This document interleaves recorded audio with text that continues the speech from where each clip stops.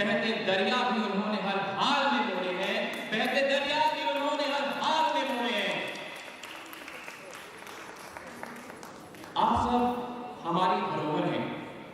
आपके कठिन परिश्रम और अथाह प्रयासों की वजह से आज हम यहाँ पर हैं। आप लोगों ने बीज बोया और आज वो बीज एक विशाल वृक्ष के रूप में परिवर्तित हो चुका है। So we have with us Major Mohammed Ali Shah, who's a keynote speaker. Welcome, sir. And sir, we really appreciate the kind of work that you're doing. Sir is a motivational speaker on TEDx, and he's an actor as well. We'll tell you about, sir. And as God for himself, we welcome you, sir, today. Be calm, be strong, be grateful, and become a lamp full of light. It is a tradition to begin an auspicious occasion with the lamp lighting ceremony. May I invite Major Mohammed Ali Shah, along with the founder members and other special guests of GPSC for the lamp lighting ceremony. I would request the current torchbearers of the GPSC, the present executive committee members, to please accompany them.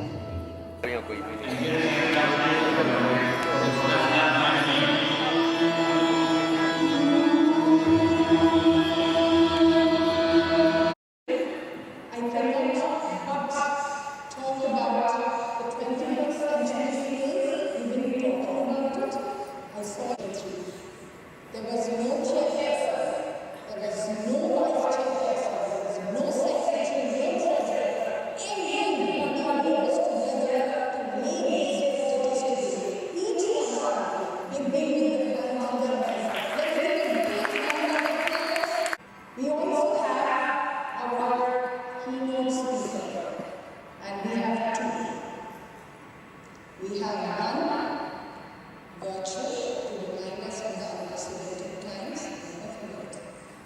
And we have another one in flesh and blood, a handsome guy, good for the women, and that is Major Mohammed Ali Shah, who is the first one in the world to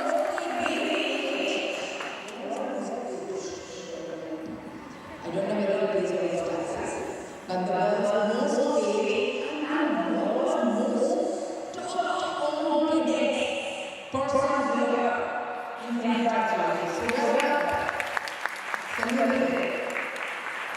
we also have the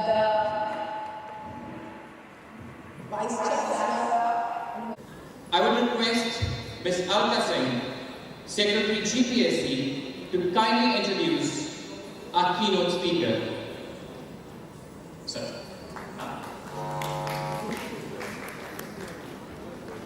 Namaskar everyone.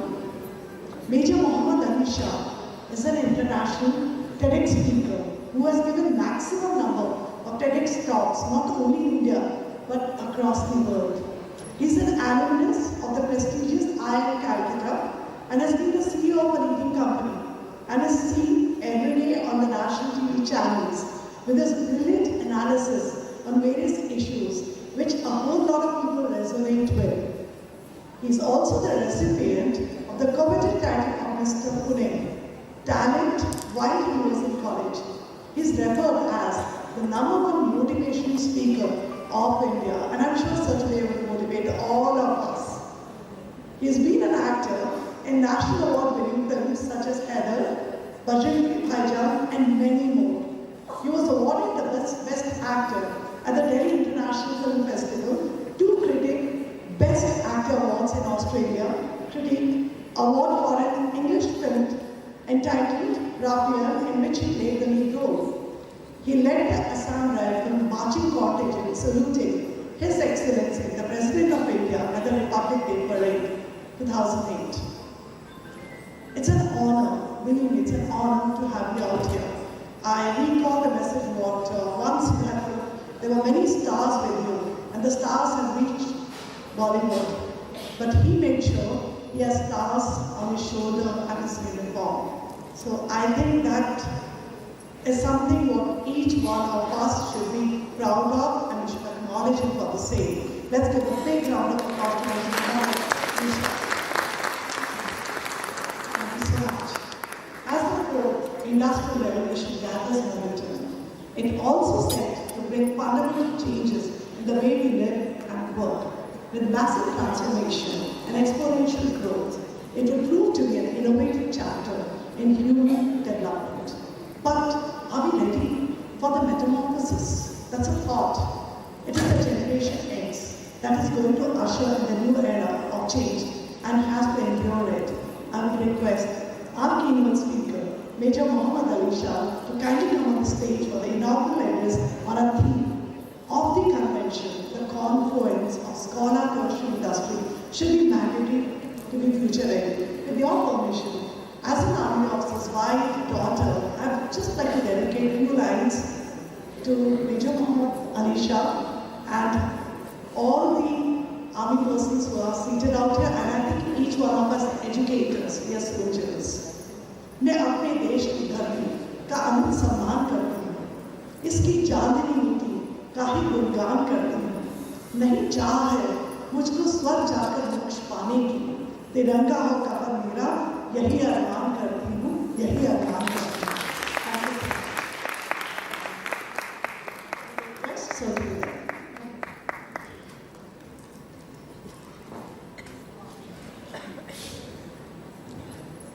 Jai Hind.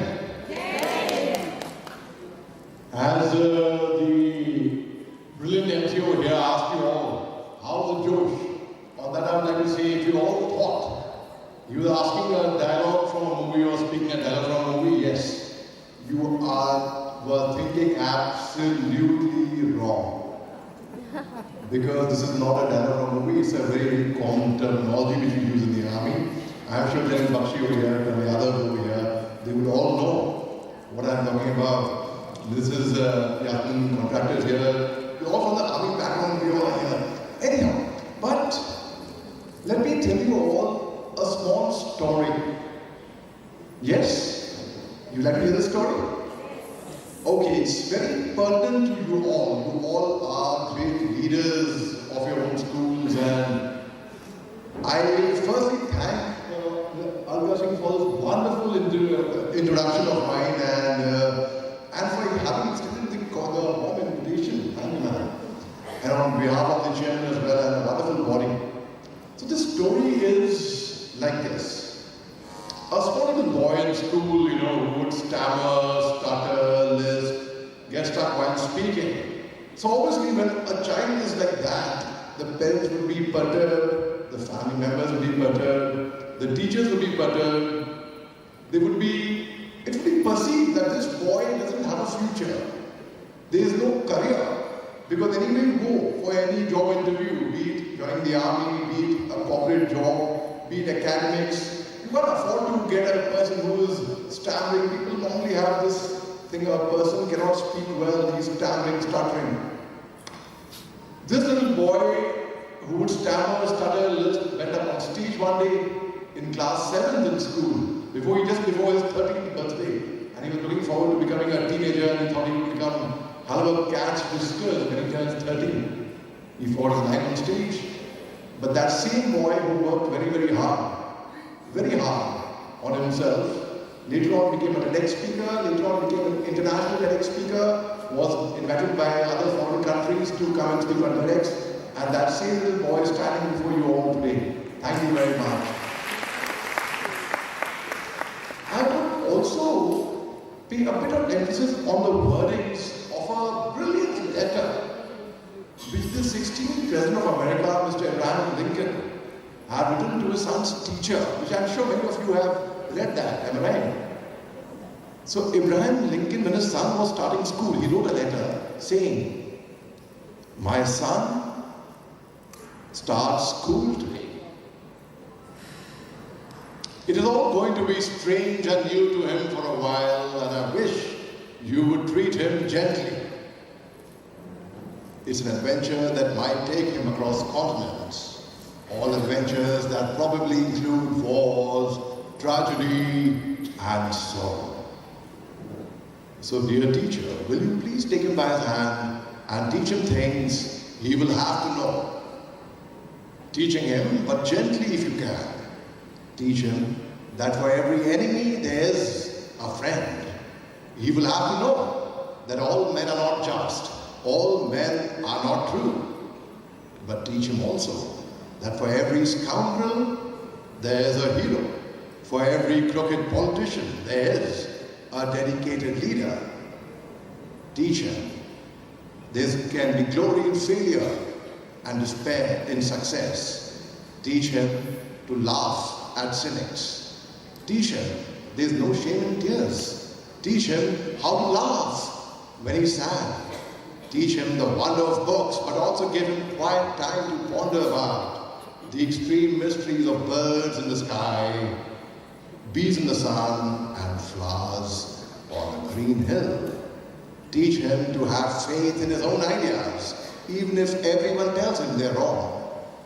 Try to give my son the strength not to follow the crowd when everyone else is doing it.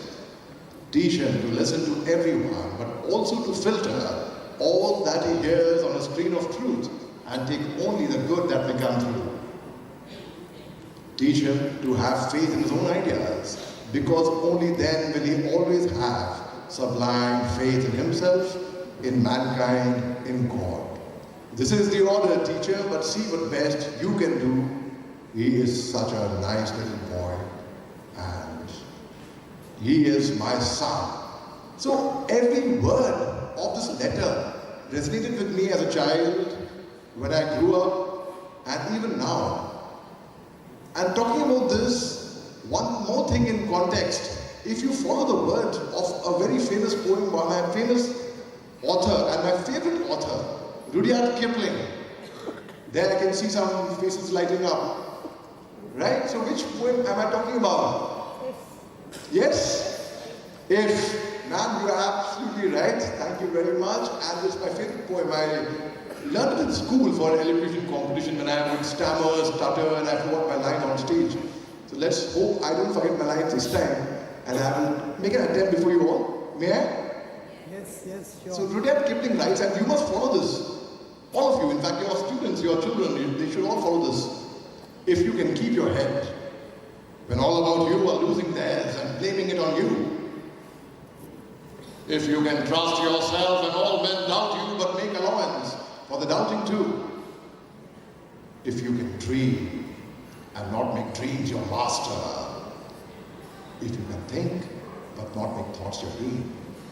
If you can meet with triumph and disaster and treat those two impostors just the same. Or bear to hear the truth you've spoken, twisted by knaves to make a trap for fools.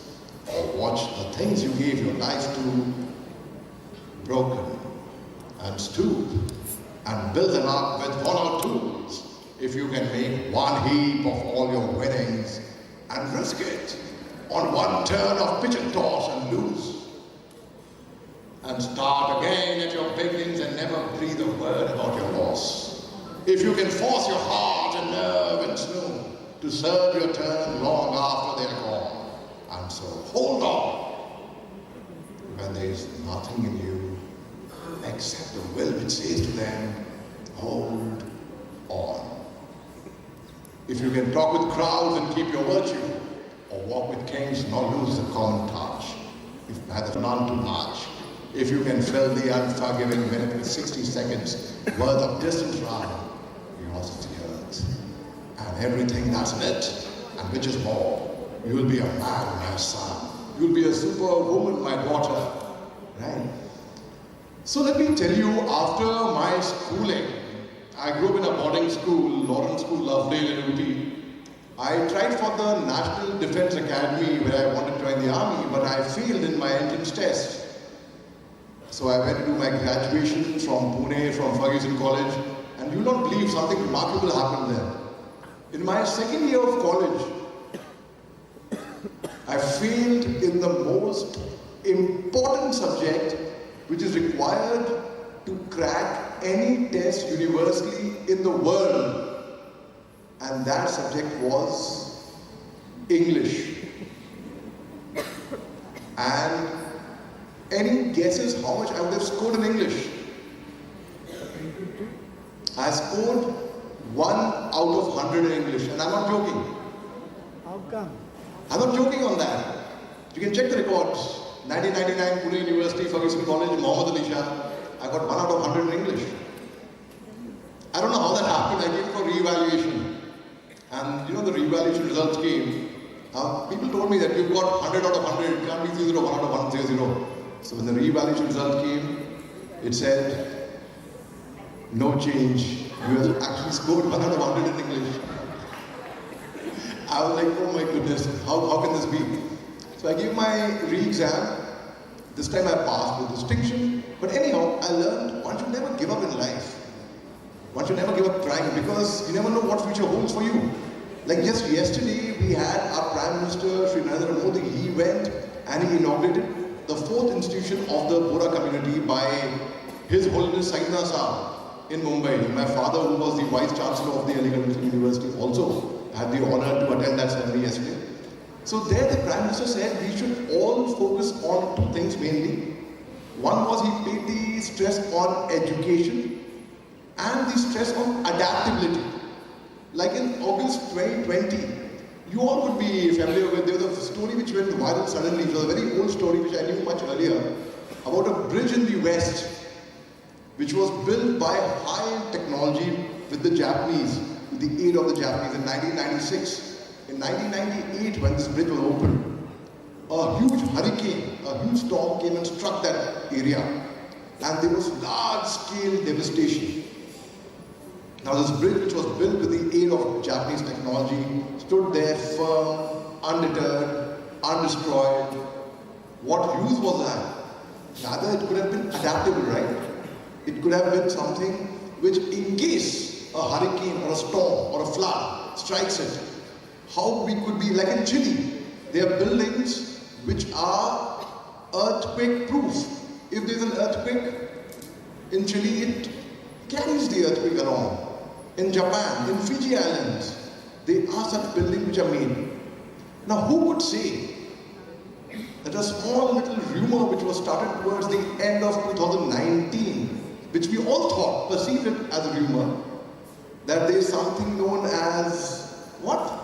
Some coronavirus or something like that, which is spreading. In single digits, it came to double digits, and then triple digits, and then soon later, by 2020, a few months later, the world declared it as a global pandemic which affected all of us. And who knew that it's time now for online education, webinars. Now, I had heard of something known as a seminar. I had never heard of something known as a webinar. But I also know of the fact that a lot of people converted that adversity into an opportunity. Well, I am a living example of that. I perceived it as an advantage for myself now. So my growth as a speaker, I could be sitting at home and I could be giving webinars, speaking live on television channels, and we would be having one of our keynote speakers who would be addressing you all virtually. So that came into vogue. So it's very important to adapt. You know, when I went to do my management at IIM Calcutta, it was the year 2008, and companies had rejected us, that we would not be coming on for campus placements. And we had really toiled very, very hard. It was very disappointing. Now, one company by the name of Sharp Menthol, it came on campus. He said, okay, we'll come on campus, but we will do the interviews at ITC Shonar Bangla in Calcutta. So we arranged for a minibus, and all of us, the entire class went there. Now, there were 54 of us in the class. Now, what differentiated you from the other classmates where you would get placed to have a future with the company and you? I knew this question is going to be asked to everyone. So what I did was, very smartly as I was entering, I saw 3 gentlemen, oriental features, who didn't look from India, and I knew I had done my research. I read up on Wikipedia and on Google that this is a Chinese company, incidentally. So I said, now what do I do? How do I get one up over the other classmates? So I walked up to these gentlemen and I asked, where are you from? So they said, we are from Korea. I said, oh, okay. I actually was looking out for a Chinese gentleman. I learned a few lines. They helped me. One of them knew Chinese. So he taught me a few words, like a few sentences, like how are you, what's your name, where do you belong to? So how are you, ni hao ma, ni hao. So he taught me that. So in the interview when they asked me, why should we select you? Why not your other classmates? I said, sir, because I speak Chinese. So you got to be street smart as well. And if you post me to Beijing at that time, I'm talking about the year 2008, you won't have to reinvent the wheel. I would already be knowing the local language and I struck the deal. I got the offer letter, that's a different thing. I didn't join there, I joined some other company. So what I'm trying to say is it's not enough to be qualified only or have the required experience, which is very important, but over above. I say don't be good, don't be excellent, don't be outstanding. You've got to be exceptional. You've got to be better than the best. And you've got to be a global leader, like the way India has emerged as a global leader today. Be it a calamity like what happened in the Turkey-Syria earthquake, we were very quick in reacting. We have already set up a 300-bed hospital in Turkey. We have been instrumental in rescue relief operations because we have a sort of grounding as Indians, which is our unity first, and secondly, it is our education, our model system. I'll tell you, it's not a story, an incident, a real incident, and since Ms. Alka Singh very kindly gave an ode to Fauji especially, to everyone, but this is an actual lesson in leadership. We are all focusing on bringing out, developing real leaders with us. In the year 2014, it was 15 I think, 14, 15 around that time. So Heather, this film had just released and we were about to make a film called Bajrangi Bhaijaan, where I acted in with Salman Khan had a different get-up. You wonder where I was in Bajrangi Bhaijaan, I'm sure. Now many of you would be googling that. So I had met Salman Khan that time at Filmfare Awards, and there was a young director who went up on stage. And he got an award. So he said, you know, when I began filming for this film, my father asked me over dinner at night, son, congratulations, all the best for tomorrow, or you are shooting for the first day, but tell me as a director, what would you do? You're going to teach them how to act. No. Oh, you've written the story. No, the story writer has written that. Oh, you write the dialogues. No, the dialogue writer has written that. Oh, you will teach them how to fight, shum. No, the action director will do that. Oh, you have cast everyone, you will give given the roles that so-and-so actor will play this part. No, the casting director has done that. Oh, you will hold the camera and you will focus that. No, the cinematographer, the director of photography will do that. Son, what will you do? And that got him thinking, what will I do as a director? And then he got the answer today, he mentioned, when he went to get the award. All he did was, he got together a fine team of professionals, of experts who knew the job very well. And once he did that, everything else was in autopilot mode. And the future of that film, it became a super hit. And I'm talking about the film Queen. And it became a super hit. So I was very inspired by that story, that could be a very, very good story in leadership. And now this incident is of 28th June. 1999, this incident I'm going to tell you about. We all know what happened in 1999, right? What happened in 1999? There you are, the Kargil War was on. And this is a real incident which happened with a senior of mine from the army who was deployed at the line of control in Kargil. 18,000 feet above mean sea level, at the Indo-Pak border. The enemy had taken away our post from us illegally. His name is, I will not say his name was, I'll say his name is Captain Kangaroo. Now why I'm telling you his story is because I know him, firstly I know his family personally. When I was posted in Nagaland for 3 years, we would occasionally and very often meet up. Secondly, I find it to be a very good lesson in leadership. So Captain Kangaroo was deployed at the line of control, and post-midnight, imagine minus 10 degrees centigrade was the temperature, 18,000 feet above mean sea level. It was biting cold, and the winds were so chilly. Captain Kangaroo and his platoon of 10 brave men, they had just returned from a long-range patrol. who were patrolling around the fencing. The fencing wasn't very clear at that time. When Captain Kanguse got orders that he has to go and neutralize a post of the enemy which is on an elevated peak, which is causing havoc for the Indian Army because they are overlooking the highway as well. So Captain Kanguse and his brave team of 10 brave soldiers started the advance at night towards that enemy post. Now what happened at night? Obviously sound travels faster, right? A small sound, a small pin will be multiplied by 10 or 20. So the enemy got wind of the fact that there is some movement happening from down the hill. The enemy looked from the night vision binocular and they saw some movement happening there. 10 soldiers were climbing up toward their direction. Now in the army there is something known as an effective range of a weapon and something known as the killing range of a weapon. Effective range is supposing my rifle can fire 750 meters. That's the range.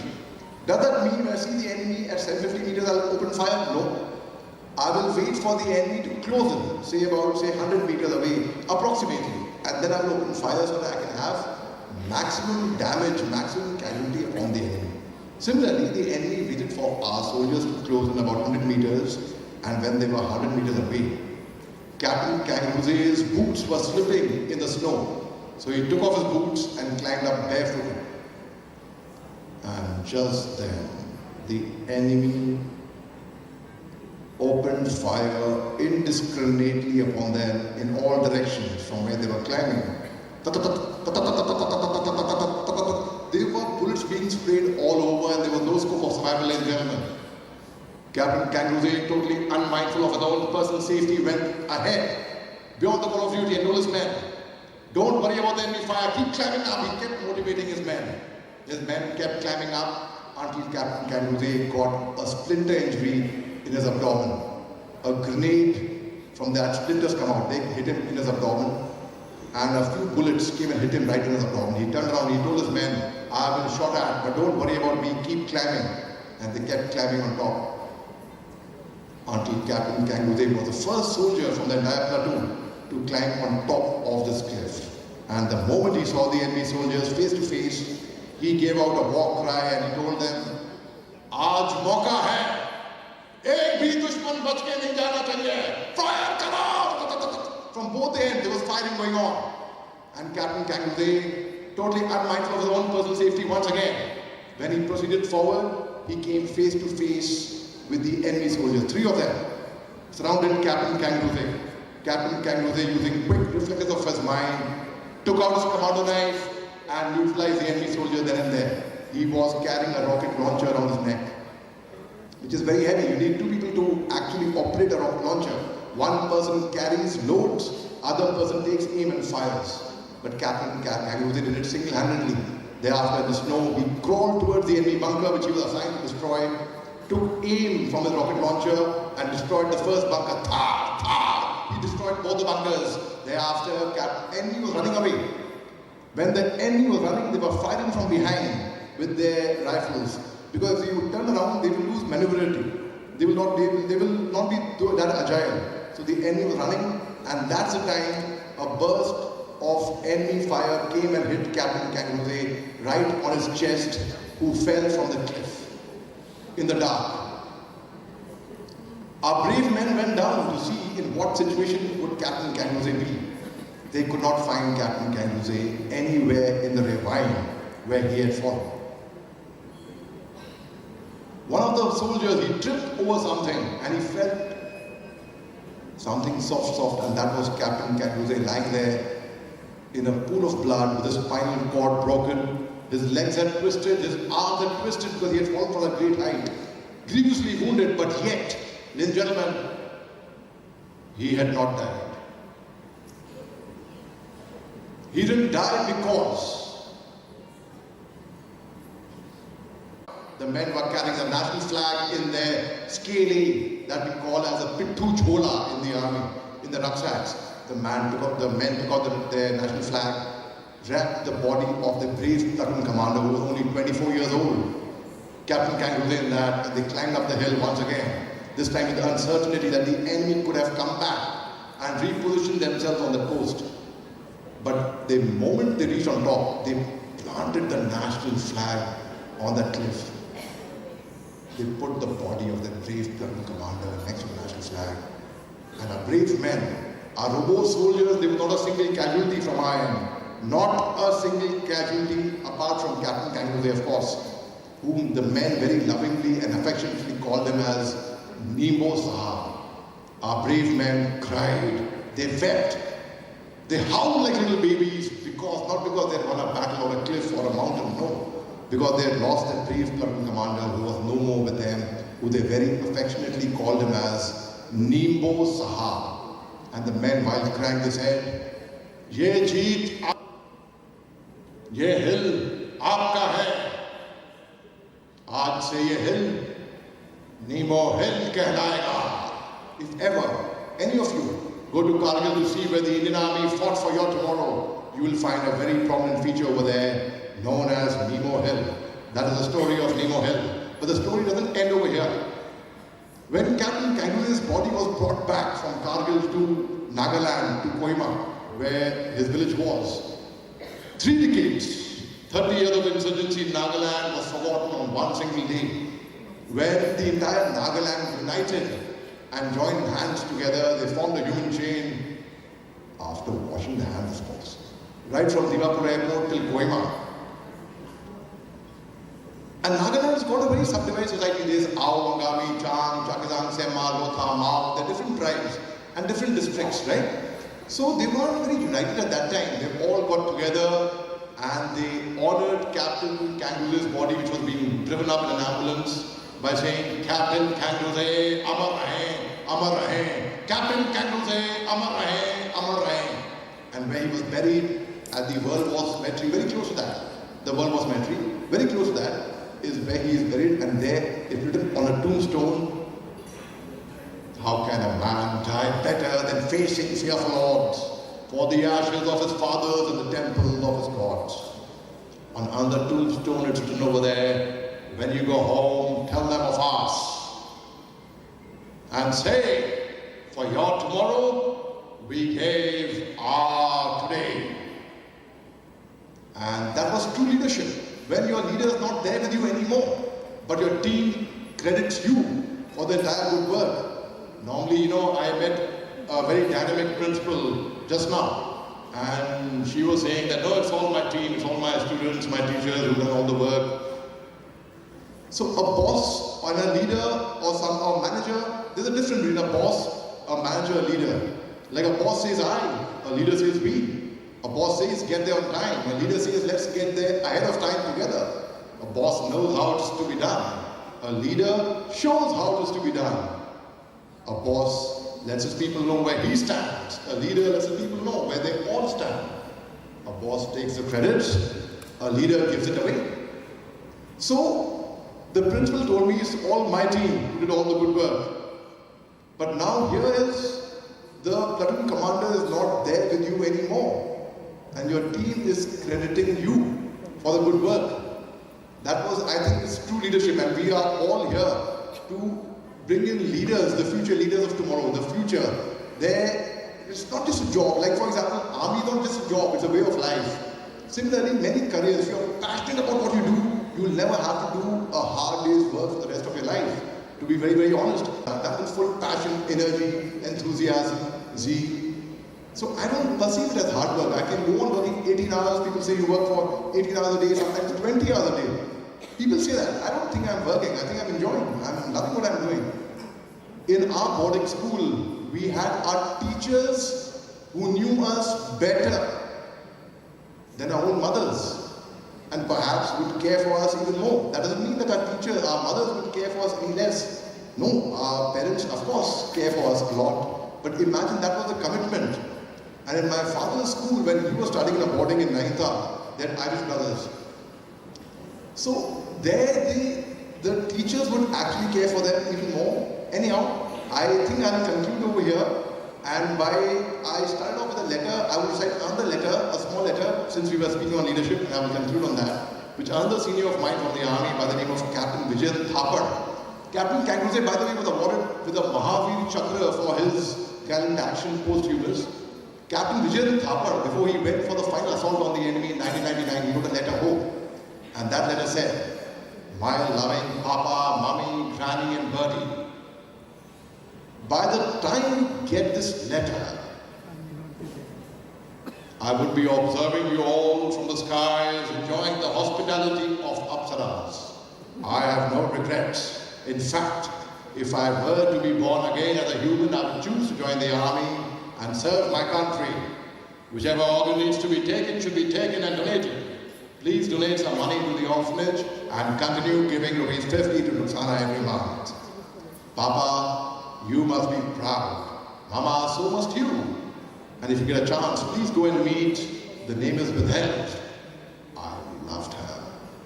And please go and meet Yogi Baba. I hope a picture of mine is kept in the Alpha Company Mandir next to Katni Mata. I hope the sacrifice of these brave men is remembered and inspires generations to come. Anyhow, it's about time I go and join my clan of Dirty Dozen. My assault party has 12 chaps. Live life king size. Yours, Robin Jay. Thank you everyone. I hope you all produce future leaders tomorrow. Jay.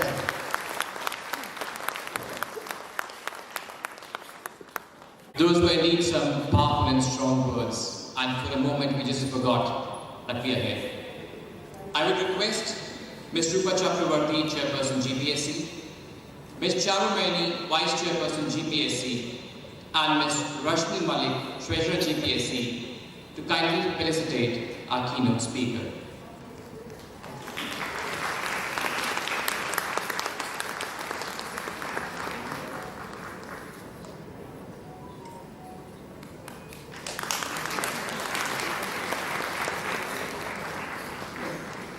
Thank you, sir. Thank you very much, sir.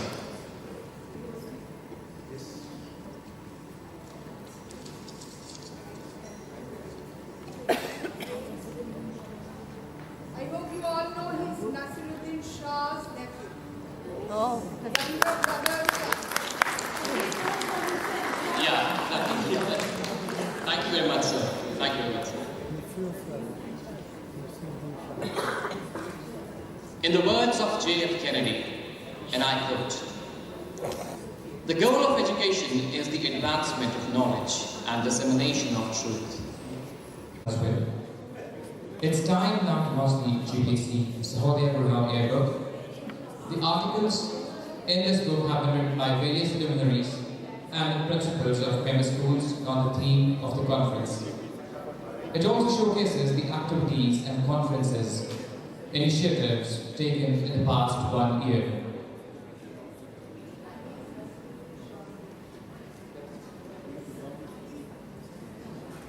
So here we see the book launch.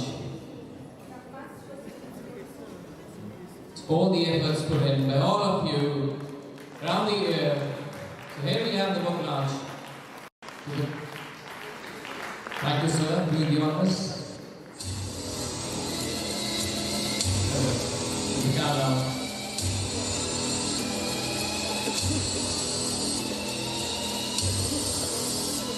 Here's the countdown. You can see it. Thank you.